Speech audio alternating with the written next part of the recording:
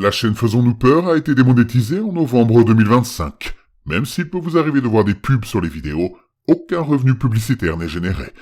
N'ayez pas peur de soutenir la chaîne à travers des donations ponctuelles, mensuelles ou des achats de très longues narrations sur le site Buy Me a Coffee.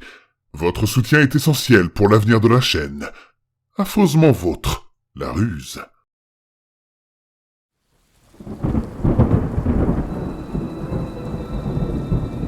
Attention, le contenu de cette vidéo peut heurter la sensibilité des plus jeunes. Vous êtes prévenus.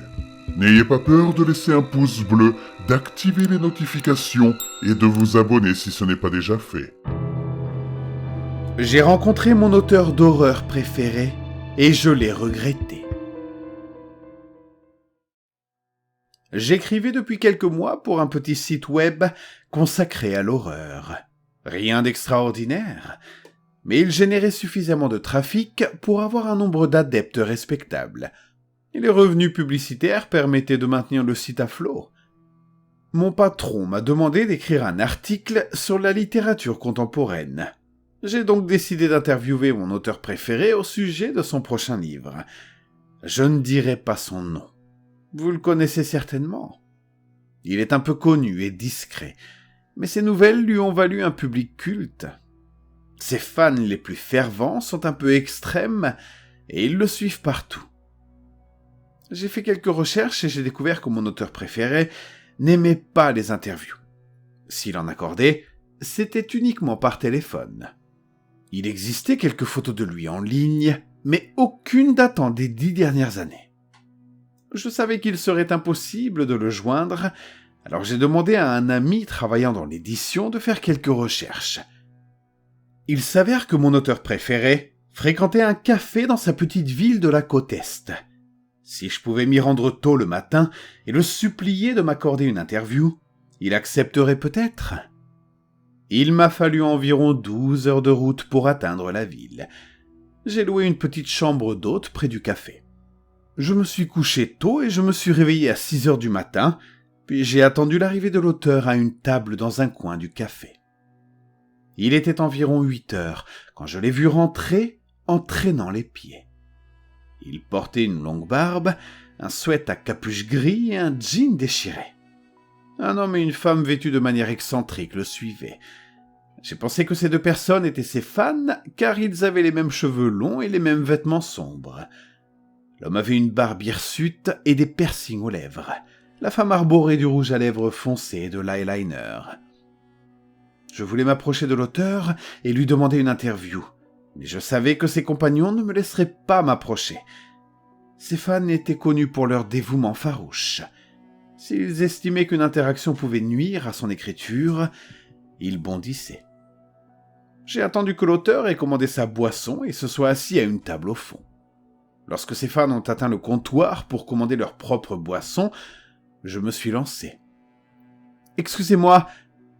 Le visage fatigué de l'auteur a croisé le mien. Je m'appelle Avery, j'écris pour un magazine d'horreur en ligne. J'aimerais vous interviewer au sujet de votre prochain livre. L'auteur se mordit la lèvre et se tourna vers l'homme et la femme au comptoir. Heureusement, ils nous tournaient le dos.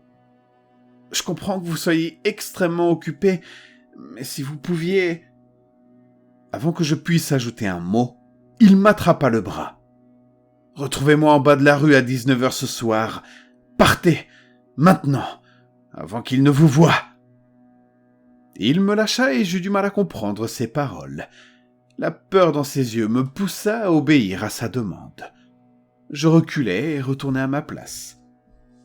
Le timing était parfait. Les deux fans s'emparèrent de leur boisson et s'assirent de part et d'autre de l'auteur, l'encerclant. Ils n'avaient pas du tout remarqué ma présence.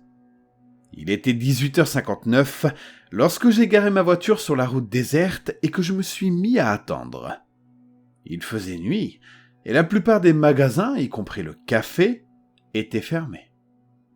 J'ai jeté un coup d'œil à mon téléphone et j'ai attendu dans un silence inconfortable. L'avais-je bien entendu ? M'avait-il vraiment donné rendez-vous ici, à cette heure-ci, ou avais-je tout halluciné ? Alors que je commençais à perdre espoir, quelqu'un a tapoté légèrement à ma vitre. J'ai tourné la tête, surpris, et j'ai vu un visage familier qui me regardait. « Je peux entrer ?» L'auteur et moi avons parcouru plusieurs rues jusqu'à atteindre une impasse, entourée par la forêt. C'est parfait. Je mis le frein à main et écoutai le ronronnement du moteur au ralenti. Je n'arrivais pas à croire que cet écrivain légendaire était assis à côté de moi. Il semblait stressé et anxieux. Il regardait sans cesse par-dessus son épaule et dans le rétroviseur. Il était hystérique, comme si quelqu'un le suivait. « Je n'ai pas beaucoup de temps. Rappelez-moi votre nom ?»« Avery. »« C'est un bon nom. Écoute-moi, Avery. Tout ce que tu sais de moi est un mensonge. Mes lecteurs pensent que je suis un maître de l'horreur. Mais la vérité, c'est que je n'écris aucune de mes nouvelles. » Je fronçai les sourcils perplexes. « La vérité, c'est que je... » Il déglutit. « Je tire mes mots de deux. » Il m'indiqua la vitre côté conducteur et je regardai dehors. Instantanément, mes yeux furent assaillis par des formes étranges et démoniaques. Certaines étaient voûtées et ornées des volants ressemblant à ceux d'un lézard. D'autres avaient des longs bras grêles et des mains palmées qui faisaient des bruits de succion lorsqu'elles bougeaient. D'autres encore étaient si exotiques et bizarres qu'il était impossible de les décrire. J'ai conclu un pacte il y a des années. L'auteur baissa les yeux honteux. Ils m'ont donné des idées terrifiantes. Chaque fois que je m'assois pour écrire, les mots coulent sans effort. Mais ces histoires ne sont pas les miennes. Une créature aux ailes ratatinées se posa sur une branche tordue à côté de la voiture. Elle poussa un cri strident et vomit un jet de bile verte. Au fil des ans, j'ai essayé de me libérer. J'ai essayé de trouver quelqu'un pour m'aider. Mais toutes mes tentatives d'évasion m'ont causé ma douleur. Beaucoup de douleur. Mais toutes mes tentatives d'évasion m'ont causé de la douleur. L'auteur releva la manche de sa veste pour révéler des dizaines de cicatrices horribles. Les cicatrices ressemblaient à d'anciens hiéroglyphes, gravés dans son bras comme de l'art. Je paie mes fans les plus dévoués pour qu'ils restent à mes côtés, pour s'assurer que rien de grave ne se passe. Serais-tu prêt à m'aider ?